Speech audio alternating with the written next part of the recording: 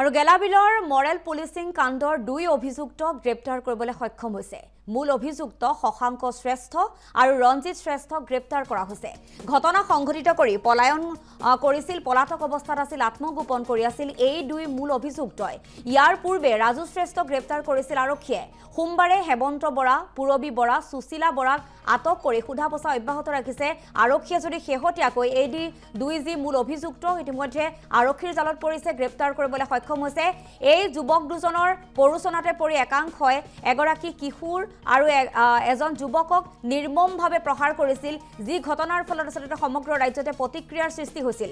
আমি সামগ্ৰিক কথাখিনি জানিবৰ বাবে পোনপটীয়া সম্প্ৰচাৰযোগে যাব বিচাৰিছো। ক্ষমা কৰিব, ফোন ইনত সংযুক্ত হৈছে আমাৰ সতীৰ্থ আছে পংকজ হাজৰিকা। পংকজ হাজৰিকা, আপোনাৰ কাষলৈ আহিছো। শেহতীয়াকৈ যি দুগৰাকী আচলতে মূল মাষ্টাৰ মাইণ্ড, মূল অভিযুক্তক গ্ৰেপ্তাৰ কৰিবলৈ সক্ষম হৈছে শশাংক শ্ৰেষ্ঠ আৰু ৰঞ্জিত শ্ৰেষ্ঠ, যিহেতু আত্মগোপন কৰি আছিল দীৰ্ঘদিনৰ পৰা। সেই ঘটনাটো সংঘটিত হোৱাৰ পৰা শুকুৰবাৰৰ পৰা আত্মগোপন কৰি আছিল যদিও অৱশেষত আৰক্ষীয়ে দুইকে গ্ৰেপ্তাৰ কৰিবলৈ সক্ষম হৈছে। আপোনাৰ কাষলৈ আহিছো পংকজ।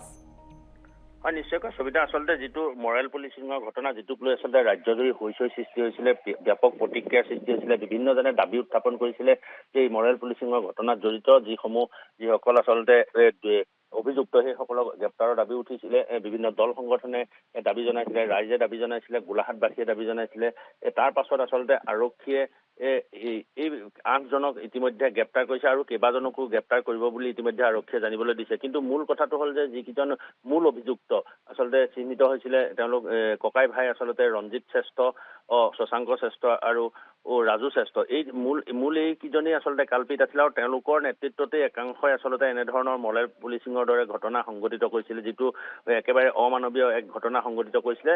আচলতে যি দুজন নাবালকক যেনেধৰণে তেওঁলোকে প্ৰহাৰ কৰিছিলে বা তেওঁলোকে তালিবানী শাস্তি দিছিলে, এই তালিবানী শাস্তি দিয়াৰ মূলতে আছিলে এই 3জন ভাতৃ। আচলতে তাৰ ভিতৰতে ৰাজু শ্ৰেষ্ঠ বিজেপিৰ এজন পালি নেতা। আচলতে তেওঁ ৰাজনৈতিক প্ৰভাৱ দেখুৱাই আচলতে এনেধৰণৰ কাৰ্য সংঘটিত কৰিছিলে। কিন্তু আৰক্ষীয়ে কেইদিনৰ পূৰ্বে আচলতে ৰাজু শ্ৰেষ্ঠক গ্ৰেপ্তাৰ কৰিছে আৰু তাৰ পাছতে আচলতে আন কেইবাজনকো গ্ৰেপ্তাৰ কৰাৰ পাছত কালিৰ দিনটোত আচলতে ৰাজু শ্ৰেষ্ঠৰ দুই ভাতৃ শশাংক শ্ৰেষ্ঠ, যিজন আচলতে ছাত্ৰ সন্থাৰ এজন বিষয়ববীয়া, জিলা ছাত্ৰ সন্থাৰ এজন বিষয়ববীয়া, তেওঁক গ্ৰেপ্তাৰ কৰিছে। আৰু আন এজন ৰঞ্জিত শ্ৰেষ্ঠ, যিজন আচলতে শিক্ষক, তেওঁকো আচলতে গ্ৰেপ্তাৰ কৰিবলৈ সক্ষম হৈছে। কালি এই নিশাৰ ভাগত আচলতে দুইজনকে ভিন্ন স্থানৰ পৰা গ্ৰেপ্তাৰ কৰিছে। এজনক ডিব্ৰুগড়ৰ পৰা আহি থকা অৱস্থাত এটা স্থানৰ পৰা গ্ৰেপ্তাৰ কৰিছে, আনজনক আচলতে এখন জংঘলৰ পৰা তেওঁলোকে আটক কৰিছে বুলি কৈছে। যদিও আমি খবৰ পোৱা মতে কাছমাৰী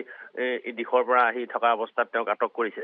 কিন্তু এতিয়া কথা হ'ল কি, এই 2জন ভাতৃক আচলতে কালি যেতিয়া গোলাঘাট আৰক্ষী থানালৈ লৈ অনা হৈছিলে, তেওঁলোকক আটক কৰি লৈ অনা হৈছিলে, আৰক্ষীৰ বিশাল কনভয়েলৈ লৈ অনা হৈছিলে। তাৰ পাছতে তেওঁলোকক আৰক্ষী থানাৰ ভিতৰত বহুৱাই আচলতে চাহ বিস্কুটৰ যি আতিথ্য দিছিলে, সেয়া আচলতে সংবাদ মাধ্যমত পোহৰলৈ অহাৰ পাছতে এতিয়া আকৌ পুনৰ ব্যাপক প্ৰতিক্ৰিয়াৰ সৃষ্টি হৈছে যে আৰক্ষীয়ে যিসমূহ দাগী অপৰাধী বা এনেধৰণৰ কাৰ্যৰ লগত জড়িত এইসকলক আটক কৰি এনেধৰণৰ ৰাজ আতিথ্য দিয়াক লৈ ইয়াতে ব্যাপক প্ৰতিক্ৰিয়াৰ সৃষ্টি হৈছে।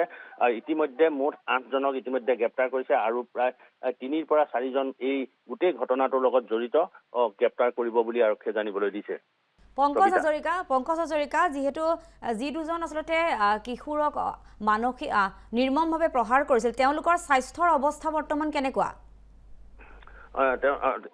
আচলতে 2জনৰ স্বাস্থ্যৰ অৱস্থা যথেষ্ট সংকটজনক। ইতিমধ্যে এজনক গুৱাহাটীলৈ নিয়া হৈছে আৰু আনজন গোলাঘাটৰ চিকিৎসালয়ত চিকিৎসাধীন হৈ আছে। আমি খবৰ পোৱা মতে গুৱাহাটীলৈ যিজনক লৈ গৈছে তেওঁ আচলতে যথেষ্ট সংকটজনক অৱস্থাত। কিছু সামান্য পৰিমাণে ভাল হৈছিলে যদিও যোৰহাটত সামান্য পৰিমাণে তেওঁৰ স্বাস্থ্যৰ উন্নতি হৈছিলে যদিও ঘৰলৈ অহাৰ পিছত স্বাস্থ্যৰ অৱনতি ঘটে আৰু তাৰ পাছতেই তেওঁ গুৱাহাটীলৈ লৈ যোৱা হৈছে।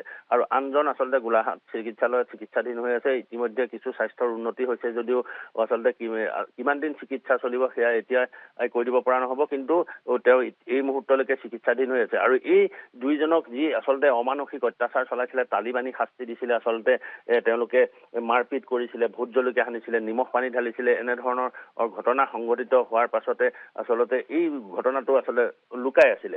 তাৰ পাছতে প্ৰথমে অসম লাইভ আৰু NB নিউজে এইটো পোহৰলৈ আনিছিলে আৰু পোহৰলৈ অনাৰ পাছতে আচলতে ৰাজ্যজুৰি ব্যাপক প্ৰতিক্ৰিয়াৰ সৃষ্টি হৈছিলে। কিন্তু তাৰ পাছত আৰক্ষীও আৰক্ষীয়েও সমগ্ৰ বিষয়টো গাপ দিয়াৰ চেষ্টা কৰিছিলে বৰপথাৰ আৰক্ষীয়ে আচলতে গাপ দিয়াৰ চেষ্টা কৰিছিলে তাৰ পাছতে যেতিয়া সংবাদ মাধ্যমত বিশেষকৈ অসম লাইভ আৰু NB নিউজত এই বাতৰিটো প্ৰকাশ হ'ল তাৰ পাছতে আচলতে আৰক্ষী গা লৰিল আৰক্ষীক ইতিমধ্যে এজন নাবালকৰ পৰিয়ালে আচলতে গোচৰ ৰুজু কৰিছিলে তাৰ পাছতে সমগ্ৰ তেওঁলোকে তদন্ত আৰম্ভ কৰি ইতিমধ্যে এই 8জনক গ্ৰেপ্তাৰ কৰিছে হয় ধন্যবাদ জনাইছো পংকজ হাজৰিকা সামগ্ৰিক কথাখিনি জনোৱাৰ বাবে আৰু অৱশেষত গেলাবিলৰ যি ভয়ংকৰ মৰেল পুলিচিঙৰ ঘটনা সংঘটিত হৈছিল সেই কাণ্ডৰে জড়িত মূল অভিযুক্ত দুজনক ইতিমধ্যে আৰক্ষীয়ে গ্ৰেপ্তাৰ কৰিবলৈ সক্ষম হৈছে আত্মগোপন কৰি আছিল কোনোৱে প্ৰকাশ কৰা মতে নেপাললৈ তেওঁলোক পলাই যোৱাৰ সন্দেহ প্ৰকাশ কৰিছিল যদি অৱশেষত আৰক্ষীৰ জালত পৰিছে এই দুই মূল অভিযুক্ত